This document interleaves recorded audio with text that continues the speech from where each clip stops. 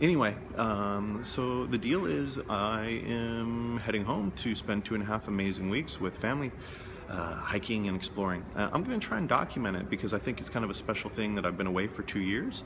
Um, and there's some things that I definitely am expecting, and then it'll be interesting to see what comes up that I'm not expecting. Sorry, I'm in the airport, so a lot of announcements. Um, but it's definitely it's gonna be interesting. It's the reason that I haven't been back for 2 years. I guess that's a question that comes up quite often. It's not a lack of interest or desire, but my family has a long-standing tradition where we travel together instead of getting together for the holidays or Christmas or whatever it is. So for special events, my folks came and they traveled or stayed here in Copenhagen with my brother and I for a month last year, and so I get to see him about once a year for about a month, which has been amazing. We typically go and travel together, which I think is a very special thing and something I really recommend for families to try. I think far too often you come back together and you slip back into your traditional roles and your traditional life. And you spend 2 days together catching up, and then the rest of it's spent watching TV and sitting around and eating, versus forming new experiences and new memories, which I think is an incredibly powerful thing.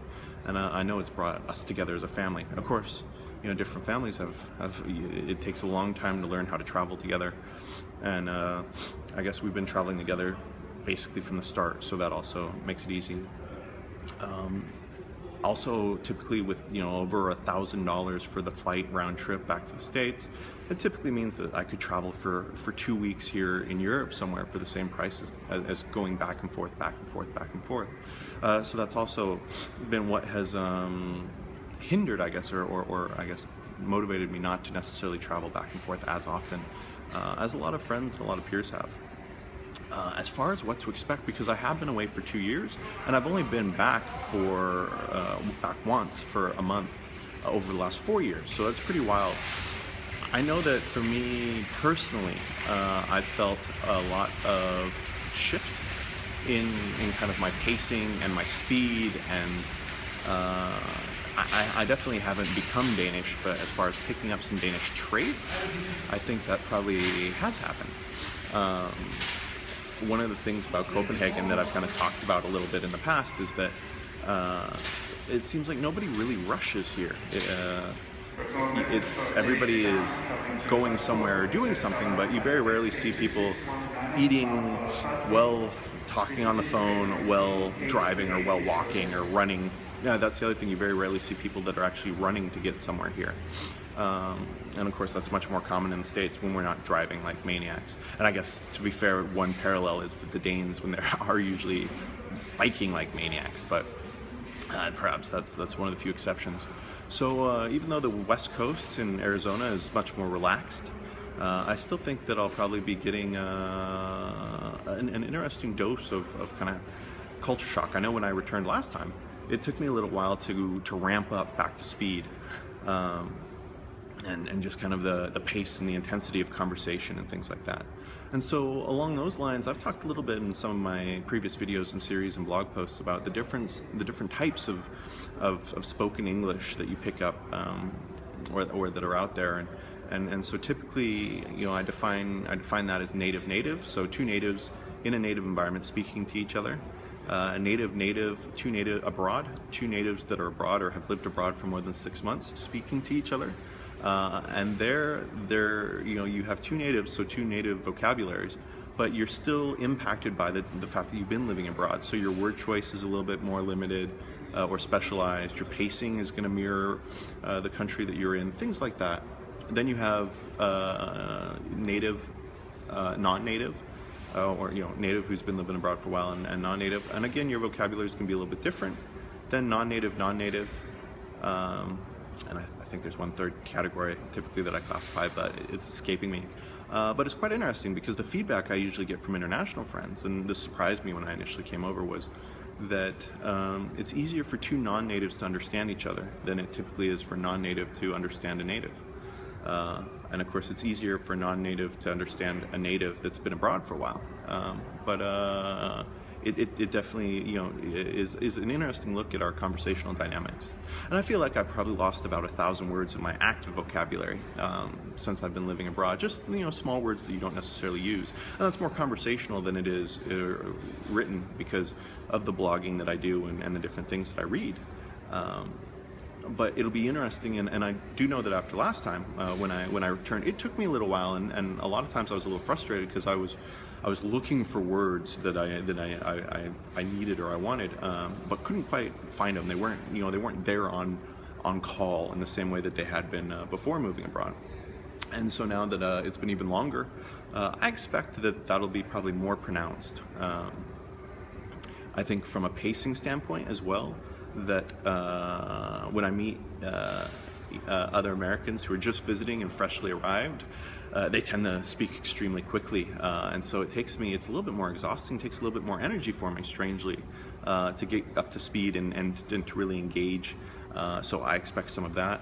I got yelled at last time by friends, not yelled at, but politely corrected that I had been a little bit rude at restaurants and things like that, because I wasn't saying please and thank you, and those are fundamental parts of being American and American culture and society. And when I was in the U.S., those were things that I probably said more often and was more aware of than a lot of people. But you really don't say please as often or thank you as often. Excuse me, all those different things here in Denmark, because it is it's not as a conversation, it's more utilitarian, I guess, in their approach to conversation. And so that'll be something that I'll be very aware of and thinking about. Of course, I'm really, really looking forward to American food. I often say that the U.S. has the best food in the world, which always shocks everybody, but I stand by it, and I'm really looking forward to Mexican food. So that'll be really good. It'll be a little bit strange because I was thinking about this earlier, I haven't really driven in the last 2 years either. And coming from Phoenix, driving is kind of a fundamental part of your day in and day out. Of course, I will be driving quite a bit when we do our road trip up to the San Juan Mountains and the southern Colorado Rockies. And that'll be entertaining to jump back up into a crew cab pickup truck and be cruising around American roads, American highways, and not doing public transit. I'm very curious to see how prices have increased and changed. I was quite shocked last time when I came home at how much inflation had actually hit, and how prices had gone up on a lot of things. It's interesting how your perception of price kind of freezes before when you leave, and then you forget how quickly it all changes. And when you're living somewhere, you just automatically kind of adjust and assume that it's a normal shift and a normal pivot. Let's see what else. I know there's a lot more. It'll be fantastic seeing friends.